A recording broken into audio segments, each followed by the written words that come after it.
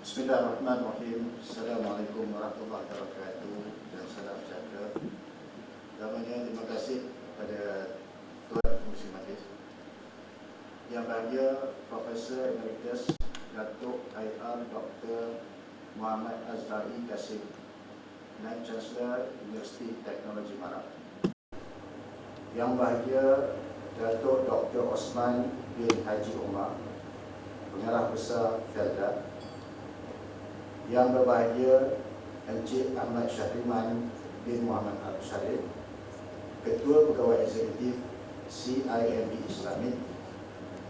Yang berbahagia Profesor Dr. Zakiah Ahmad, Dekan Fakulti Kejuruteraan Awam Universiti Teknologi Marak. Puan Hajah Zuraina binti Kamal Arif, Setiausaha Majlis Bandar Ipoh. Tuan-tuan dan puan-puan hadirin sekalian. Bismillahirrahmanirrahim.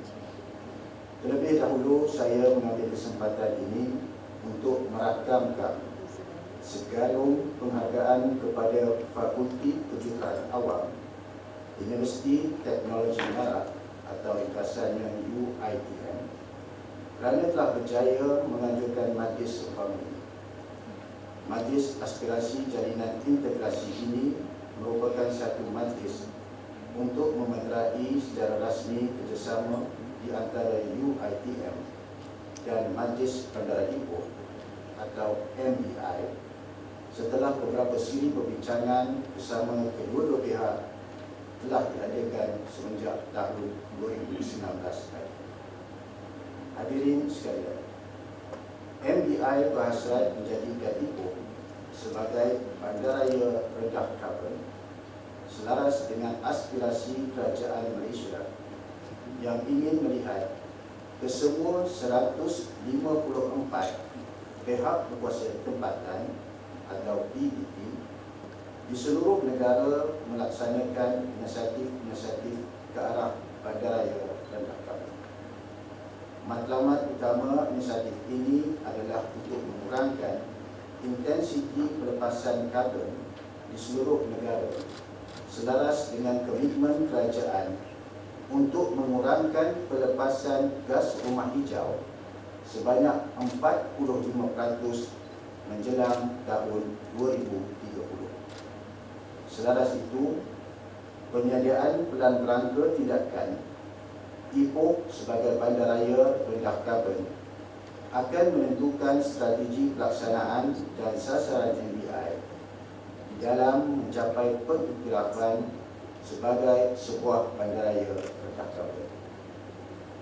Rangka kerja bandaraya rendah karbon atau LCCF adalah satu panduan bagi PBT untuk mentransformasi bandaraya ke arah rendah karbon.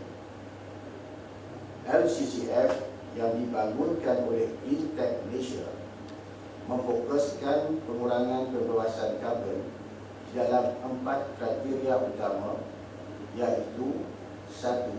Persekitaran, 2. Infrastruktur, 3. Pengangkutan, dan yang keempat, bangunan di dalam bandar.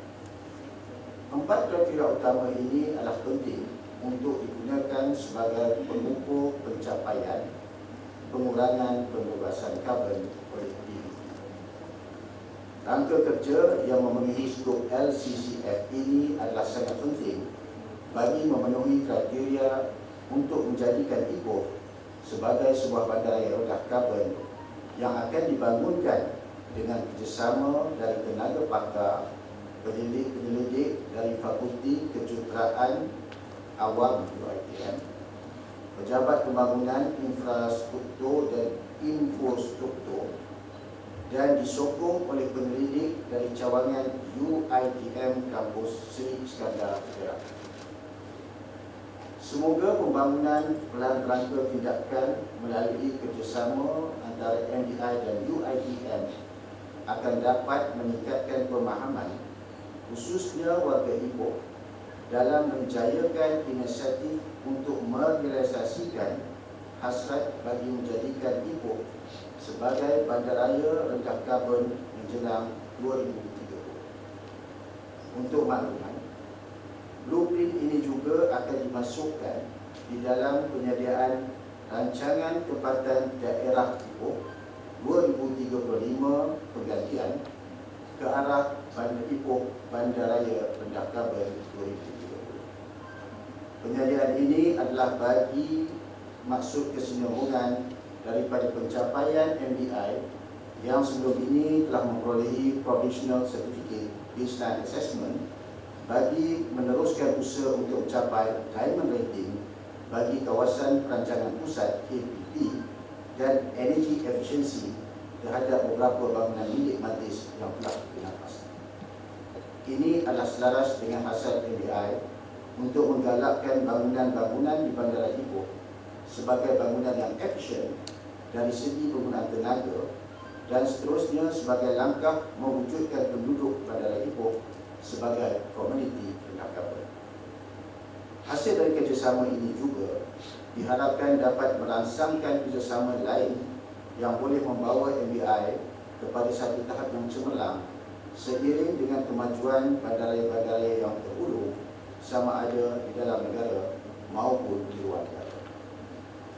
Selain kerjasama dan penyediaan rangka tindakan ini, insya-Allah MBI juga akan menyambut seruan UiTM untuk melihat lebih ramai warga MBI melanjutkan pengajian di UiTM, khususnya dalam bidang teknikal dan kejuruteraan, tak salah saya, ya, dan memberi peluang penukaran staf dan pelajar di antara UiTM dan MBI bagi perkongsian ilmu dan aktiviti ilmiah yang lain.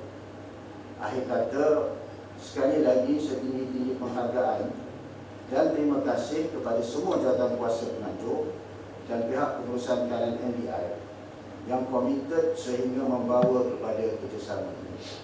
Sekian, wabillahi taufiq wal hidayah. Wassalamualaikum warahmatullahi wabarakatuh. Waalaikumsalam warahmatullahi wabarakatuh. Terima kasih kepada yang berbahagia Datuk Romaizi bin Maharin, Datuk Bandar